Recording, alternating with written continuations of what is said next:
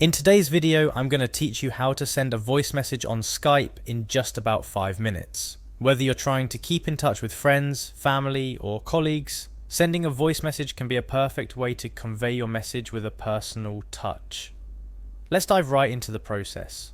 First things first, let's navigate to the Skype website. Once you're there, you'll see an option to open Skype in browser.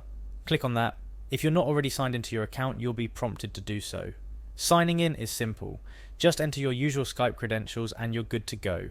Remember, staying logged in can save you time if you use Skype regularly, but if you're on a shared or public computer, it might be a good idea to log out when you're done for privacy reasons. Now that you're in, let's move on to finding your conversations. Look for the Chats tab. This tab will take you to an overview of all your conversations. It's here that you can catch up on unread messages or continue older conversations. The interface is designed to be intuitive, so finding your way around should be a breeze. Next, it's time to select the individual chat where you want to send your voice message.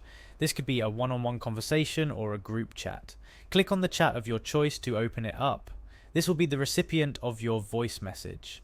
If you're having trouble finding a specific chat, you can use the search function to look up a name or keyword to find the conversation you're looking for. Now, for the fun part, recording your message.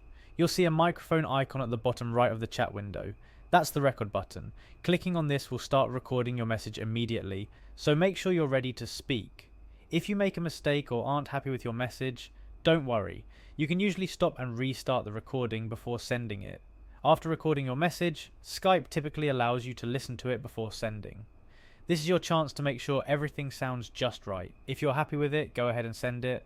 If not, you can always record a new message. The option to delete and re-record offers a safety net that ensures you're sending exactly what you want to say. And there you have it. A simple, straightforward way to send voice messages on Skype. Remember, voice messages can add a personal touch to your digital communications, making them feel more warm and personal than text messages alone.